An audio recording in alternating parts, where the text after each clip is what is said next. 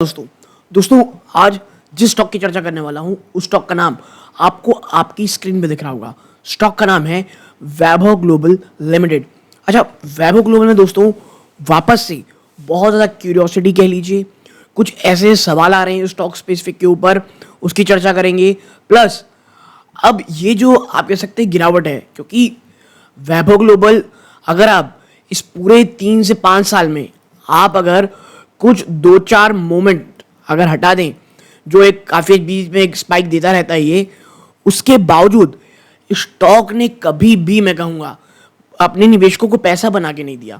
बल्कि मैं ये कहूँगा, निवेशक जब भी उनको लगा कि हाँ भाई अब तो ख़त्म हो गया, अब तो ये मतलब डूब ही जाएगा, स्टॉक एक बार बड़ा स्पाइक मारता है और जब लोगों को लगता है भाई अब यहाँ खरीदने लायक है, फिर वापस से गिरावट हो जाती है। और आने वाले समय में क्या चैलेंजेस कंपनी देख रही है, इसके साथ साथ एक सवाल और आया था वैभव ग्लोबल को लेकर के, क्या डोनाल्ड ट्रंप का आना वैभव ग्लोबल के बिजनेस में असर करेगा, इसके साथ साथ क्या प्रमोटर इसमें खरीदारी कर रहे हैं, और सबसे ज़्यादा सवाल जो वैभव ग्लोबल के रिलेटेड आ रहा है लगातार, क्या जो केडिया साहब है, क्योंकि हम सबको पता है वैभव ग्लोबल से जो केडिया साहब है उनका नाम हमेशा जुड़ा रहता है क्योंकि इसमें होल्डिंग है, क्या वो एग्जिट कर गए हैं। ठीक है, तो इस सवाल के जवाब हम इस एक वीडियो में देने की कोशिश करेंगे। दोस्तों पहले बता दूं दोस्तों, वीडियो को अभी से लाइक कर दें ताकि यूट्यूब औरों को रेकमेंड करे और वो निवेशक जो वैभव ग्लोबल निवेशक हैं उनको ये इन्फॉर्मेटिव वीडियो मिले। यहाँ पर मैं ऐसे सवालों के जवाब दूंगा जो लगातार कमेंट सेक्शन में आए हैं। दोस्तों कुछ सवाल अगर आपको लगता है यार ये तो क्या बकवास सवाल है, तो बता दूं आपको, रिटेल निवेशक के पास हर जानकारी नहीं होती है, तो कुछ सवालों के जवाब यहाँ पे देने पड़ते हैं दोस्तों। ओके, बट हाँ, लेवल्स की चर्चा अंतर में करेंगे और कुछ अन्य इंपॉर्टेंट सवालों के भी जवाब ढूंढेंगे। देखिए, सबसे पहले समझिए आप यहाँ पे पिछले 1 साल में भाई साहब स्टॉक 43.82 तो अभी दिखा रहा है, ऊपरी स्तरों से अगर आप देखोगे ऑलमोस्ट 50% का क्रैश है। अब पिछले 5 सालों में जैसे मैंने कहा, एक बार स्पाइक आया जो उसको 880 ऑलमोस्ट 1000 के आसपास लेके गया, मई 2021 की बात है। वहां से जो गिरावट शुरू हुई है, कभी स्टॉक ऊपर आप कह सकते हैं आ ही नहीं पाया। और टू बी प्रिसाइज अगर आप देखोगे तो स्टॉक ऊपरी स्तरों से 1 मिनट, ये रहा, ऊपरी स्तरों से आप देखिए 77% टूट चुका है। ओके, और वो निवेशक जो मैं इनके साथ मैं कह रहा था कि बीच बीच में स्पाइक आता है, देखिए ये गिरावट हुई, ये भयंकर, फिर ये हल्का सा ऊपर गया जो 400 के आसपास, फिर ये बढ़ा और ये एक बहुत बड़ा शार्प लाइन आया। ठीक है, फिर ये एक आप कह सकते हैं बड़ी गिरावट, फिर यहाँ गया, फिर आप देखेंगे तो अभी डाउन साइड रिस्क पे ही चल रहा है।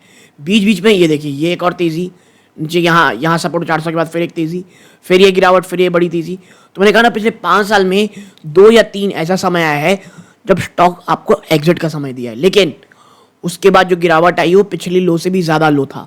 यानी ऐसे में ये है, बिजनेस एक बहुत बड़े टर्मोइल में चल रही है। और वैभव ग्लोबल में सबसे बड़ी बात यह है कि रिटेल निवेशक इससे अपनी उम्मीद ही नहीं छोड़ रहे हैं। उम्मीद इन द सेंस, आप बहुत ज़्यादा पढ़ेंगे कि हाँ भाई ये खराब स्टॉक है, लेकिन कभी कभी आता है प्रमोटर स्टॉक खरीद रहे हैं कि अगर विजय केडिया साहब नहीं निकले हैं तो भाई हम भी नहीं निकलेंगे। देखिए, आपको एक चीज़ समझनी पड़ेगी बार बार, अगर आप विजय केडिया साहब को देकर के किसी स्टॉक को खरीद रहे हैं, मैं बता दूं आपको, उनके पास बहुत पैसा है, वो स्टॉक में निवेशित आज भी रह सकते हैं, आने वाले 5-7 साल में निवेश रह सकते हैं, और उस पैसे को निवेशित रखते हुए भी वो अन्य किसी स्टॉक में लगातार खरीदारी कर सकते हैं। अगर आप एज अ रिटेलर, अगर आपको लगता है मेरे पास यार बहुत पैसे हैं, मैं यहाँ पे 2-3% का स्टेक यहाँ ले लूंगा, माफ कीजिएगा 2-3% स्टेक नहीं कहना चाहिए, 2-3% का अपना पोर्टफोलियो का हिस्सा दे दूंगा, उसके बाद ही बहुत पैसे हैं मैं कर लूंगा, तो वैभव ग्लोबल निवेशित रहना, लगातार बने रहने में कहीं कोई प्रॉब्लम नहीं है। क्यों? क्योंकि आप ऐसे में होगा क्या, आप अन्य जो गिरावट, क्योंकि अभी के समय में बहुत अच्छी अच्छी अपॉर्चुनिटीज़ हैं, आप उसे कैश इन कर सकते हैं। इसके साथ ही साथ दोस्तों, आप जो बहुत ज़्यादा आप कह सकते हैं टर्मोइल या वॉलेटिलिटी है, उसमें भी नहीं घबराएंगे। क्यों? क्योंकि आपके पास पैसे हैं, तो ये पैसा थोड़ा दिन के लिए अगर फंस भी जाएगा तो आप परेशान नहीं रहेंगे। तो ना ही आप किसी अपॉर्चुनिटी को मिस करेंगे और ना ही आप वॉलेटिलिटी से घबराएंगे, और ये परफेक्ट रेसिपी होती है एक लॉन्ग टर्म इन्वेस्टर की। लेकिन अगर कल को पता चलता है धीरे से, अगर क्योंकि देखिए चीज़ें जब हो जाती तब हमें पता चलता है। अगर पता चलता है कि भाई विजय केडिया साहब निकल गए हैं और 1% से भी कम की स्टेक इसमें रह गई है, ठीक है, मैं हाइपोथेटिकल बात कर रहा हूँ, तो जब तक आपको चीज़ें समझ में आएंगी, चीज़ें पता चलेंगी, स्टॉक ऐसी जगह जा करके गिर गया होगा ना जहाँ से वापसी मुमकिन नहीं रहेगी, ठीक है। तो ये पहले चीज़, वो निवेशक जो लगातार ये कहते हैं कि विजय केडिया साहब बने हुए हैं तो क्या हमें बने रहना चाहिए, ये सवाल का जवाब पहला रहा। ओके, अब क्वार्टर रिजल्ट क्या है, कुछ अपडेट्स क्या है, कमेंट्री क्या है और लेवल्स में क्या है, इसमें हम आगे चर्चा करेंगे। लेकिन आगे बढ़ने से पहले दोस्तों, आपकी स्क्रीन में दिख रहा होगा मात्र 12.8% ऐसे व्यूअर हैं जो हमारा वीडियो देख रहे हैं और चैनल सब्सक्राइब कर रखे हैं। आप सभी का बहुत बहुत धन्यवाद। और अगर आप इस 87.2 में से हैं जो हमारा वीडियो देख रहे हैं बट चैनल को सब्सक्राइब नहीं कर रखे हैं, प्लीज़ चैनल को सब्सक्राइब कीजिए। आपका ये छोटा सा कदम हमें बहुत मोटिवेट करता है दोस्तों, इसलिए प्लीज़ चैनल को सब्सक्राइब करके वीडियो को लाइक जरूर कीजिएगा। और हाँ, किसी अन्य स्टॉक में चर्चा करानी हो, स्टॉक रिलेटेड कोई क्वेश्चन हो, कमेंट बॉक्स में जरूर बताइएगा, उसके ऊपर वीडियो लाने की कोशिश करूंगा, ठीक है। तो so do like, subscribe and share. Now अब आते हैं यहाँ पे, देखिए इस बार हम इतनी चर्चा नहीं करेंगे कि स्टॉक का पी क्या है, कैसा क्या है, अभी मैं आपको सीधा लेके चलता हूँ क्वार्टरली नंबर में। आप देखें यहाँ पे, जब कंपनी ने अपने, आप कह सकते हैं सितंबर क्वार्टर के नंबर पेश किए थे, वो काफ़ी अच्छे थे। कैसे, 796 करोड़ का बिजनेस हुआ था, साल दर साल में काफ़ी अच्छा जंप था। आप यहाँ देखें, आप अगर इसे ईयर ऑन ईयर बेसिस में देखेंगे तो वीकनेस थी, लेकिन सेल्स में जो जंप आया था वो कहीं ना कहीं निवेशकों को अच्छा लगा था, ठीक है। बट जब अब दिसंबर के नंबर आए, इसने बहुत ही शानदार नंबर दिए थे और सितंबर का नंबर कहीं ना कहीं दर्शा रहा था कि हाँ सेल्स वापस आ रही है और दिसंबर क्वार्टर जो वैभव ग्लोबल का बेस्ट क्वार्टर रहता है, ये बहुत अच्छा होने वाला। और ऐसा हुआ भी, ₹3.84 का ईपीएस आया है, 64 करोड़ का प्रॉफिट रहा है। आप देखें ऑपरेटिंग प्रॉफिट मार्जिन इस बार डबल डिजिट 11% में रही है। और ये तमाम सिनारियोज आप देखोगे ना तो आपको समझ में आएगा मैं इसको इतना अच्छा रिजल्ट क्यों बोल रहा हूँ। ₹3.84, उसके बाद आप जरा नजर डालनी है, ₹3.84 आखिरी बार कब आया था, मार्च 2022 से पहले एक बार 21 में ₹4.24 में थी। यानी इतनी लंबी, आप 1 2 3 4 5 6 7 8 9 10 11 क्वार्टर के बाद इतनी शानदार जंप थी। और कहीं ना कहीं निवेशकों के मन में भी रहा होगा कि हाँ भाई अब यहां से चीजें अच्छी होंगी। लेकिन देखिए किस्मत जो रहती है ना, आप किस्मत कह लीजिए या टाइमिंग कह लीजिए, जब चीजें अच्छी दिखाई नहीं फिर क्या होता है, सबसे पहली चीज होती है बड़ा क्रैश ओवरऑल मार्केट में। प्लस जिस सेक्टर को ये बिलोंग करती है, जिस मार्केट कैप को ये बिलोंग करती है, उसमें सबसे ज्यादा तबाही मच रही रहती है। प्लस जब आप हर जगह गिरावट देखते हो, हर जगह देखते हो रिसेशन की बातें चल रही रहती हैं, हर जगह वॉर टर्मोइल, देखिए वॉर तो बहुत टाइम की चल रही थी, पर जब आप देखते हो ना कि यार रिसेशन आने के चांसेस हो सकते हैं, हम सबको पता है यूरोप के क्या हाल है, यूके के हाल है, यूएस में कुछ खबरें आती हैं, तो सबसे पहले हमको पता चलता है कि जो डिस्क्रिशनरी आइटम होते हैं, जो लग्जरी आइटम्स होते हैं, वहां सबसे ज्यादा गिरावट होती है। तो ये वैभव ग्लोबल हम सबको पता है कि भाई ये लग्जरी आइटम बनाता है, इन द सेंस अब एक ज्वेलरी का जो बिजनेस है वो एक लग्जरी पार्ट में ही आता है। तो उस कारण आपको एक फियर आया कि हाँ भाई अब कह सकते हैं आप कि यहाँ पर भी गिरावट हो सकती है। और जब ये तमाम चीज़ें हो गई तो फिर क्या होता है, फिर होती है ओवरऑल क्रैश। और जब ओवरऑल क्रैश होता है तो फिर हम सबको पता है किस प्रकार की गिरावट होती रहती है। तो ये तमाम चीज़ें मिलते हुए आपको स्टॉक बड़ी गिरावट दिखा रहा था। और 300 ये एक ऐसा सपोर्ट जोन था जो माफी रेजिस्टेंस जिसको तोड़ना था। और अगर इसे तोड़ता, क्योंकि ये 300 को एक दो बार टूट चुका था, जब तक 350 और टू बी प्रिसाइज 400, जब तक वैभव ग्लोबल ना 400 तोड़ करके ऊपर सस्टेन नहीं करता दोस्तों लंबे समय तक, तब तक कोई भी टेक्निकली अगर आप बुल होगी रन इसके चांसेस सोच रहे हैं तो ये बहुत कम होने वाले हैं। ओके, तो ये चीज़ें हैं। और देखिए दिसंबर क्वार्टर सबसे बेस्ट क्वार्टर होता है, और फिर आप देखेंगे मार्च का क्वार्टर, जून का क्वार्टर, ये थोड़े से वीक होते दिखाई देते हैं। तो आने वाले 2 क्वार्टर आपको थोड़े से आप देखेंगे थोड़े से वीक होते हुए दिखाई देंगे, ठीक है। फिर शायद सितंबर और दिसंबर में चीज़ थोड़ी अच्छी हों। और देखिए जब तक बड़ी तेजी ओवरऑल मार्केट में आती, वैभव ग्लोबल में बहुत बड़ी रैली आएगी, इसके चांसेस कम है। और अब तो स्थिति इतनी बुरी है, स्टॉक 200 के आसपास ट्रेड कर रहा है, ठीक है। और कितनी गिरावट में बाय करेंगे, ठीक है। आप देखिए कब तक आदमी बाय ऑन डिप्स करेगा, ठीक है। क्या ये समय निकलने का है, ये भी एक बहुत अच्छा सवाल था, ठीक है। आप देखिए यहाँ पे शेयर होल्डिंग पैटर्न, प्रमोटर्स अभी भी टिके हुए हैं, आप देखिए, बल्कि प्रमोटर ने तो जून में अपनी आप कह सकते हैं सेलिंग की, फिर आप देखेंगे सितंबर में और दिसंबर में भी खरीदारी की, यानी प्रमोटर ने एक खरीदारी की है। लेकिन याद रखिएगा ये नेग्लिजिबल खरीदारी है, ये इस प्रकार की नहीं है कि आप बहुत कॉन्फिडेंट हो जाएं, ठीक है। कभी कभी क्या होता है, प्रमोटर इतनी छोटी मोटी खरीदारी करते हैं थोड़ा सा आप कह सकते हैं सेंटिमेंट बूस्ट के लिए, क्योंकि ऑलरेडी तो आप बहुत ज़्यादा गिर चुके हो। ऐसा आप राजेश एक्सपोर्ट में देखे होंगे कि जब गिरावट में प्रमोटर, और अभी भी प्रमोटर ने फिर खरीदारी की है। लेकिन मैं कहूँगा ये जो खरीदारी ना, ये बस एक पॉजिटिव सिग्नलिंग के लिए हो सकता है, नहीं कोई बहुत बड़ी चीज़ होगी, इसके चांसेस कम है। अगर आप रिसेंटली ट्रेड्स में देखोगे तो दिसंबर का तो दिख ही रहा है जब उन्होंने खरीदारी की थी, बल्क डील में कुछ नहीं, ब्लॉक डील में कुछ नहीं, सेस ट्रेड में आप देखेंगे तो जुलाई की ही बात हो रही है सर, ओके। नाउ पब्लिक में हर बार की तरह आप देखें अभी भी विजय केडिया साहब का 2.03% का स्टेक है, यानी 2% से ऊपर की स्टेक वो अभी भी बनाए हुए हैं। इसके साथ साथ अगर आप DIIs का देखोगे, DIIs ने काफ़ी बड़े स्तरों पर निकल गए, नालंदा इंडिया फंड। हाँ, प्रमोटर ग्रुप में अगर आप नज़र डालोगे 1 मिनट, आप पाओगे यहाँ पे कि ब्रेट एंटरप्राइज ने 55 मिनट की होल्डिंग अभी बरकरार रखी है, ठीक है। लेकिन बड़े जो इन्वेस्टर थे पब्लिक में केवल गेडिया साहब हैं, और DIIs में तो अब कोई भी बड़ा फंड आपको 1% से ऊपर होल्डिंग नहीं लगता दिखाई दे रहा है, ठीक है। तो ये इस प्रकार की चीज़ है। और अगर आप नोट्स पे जाएंगे यहाँ पे आप देखिए कंपनी ने ना बहुत सारी बातें ऐसे कही हुई हैं जो मुझे ऐसा लगता है कि एक वाकई में एक सही चीज़ है।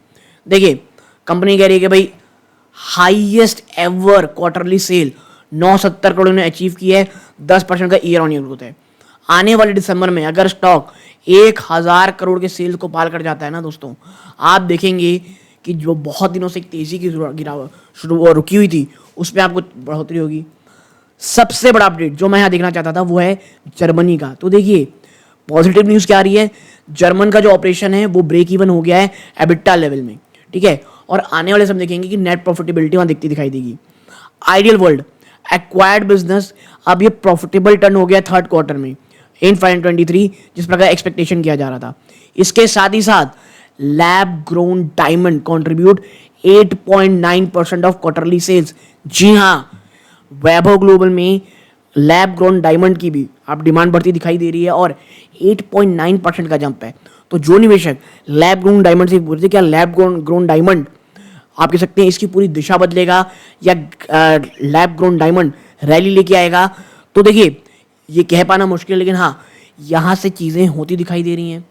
0.2% का लेकिन अभी जंप है मात्र ईयर ऑन ईयर, और ये इंडिकेट करता है strong demand in this segment. और देखिए फ्यूचर लैब ग्रोन डायमंड ही है।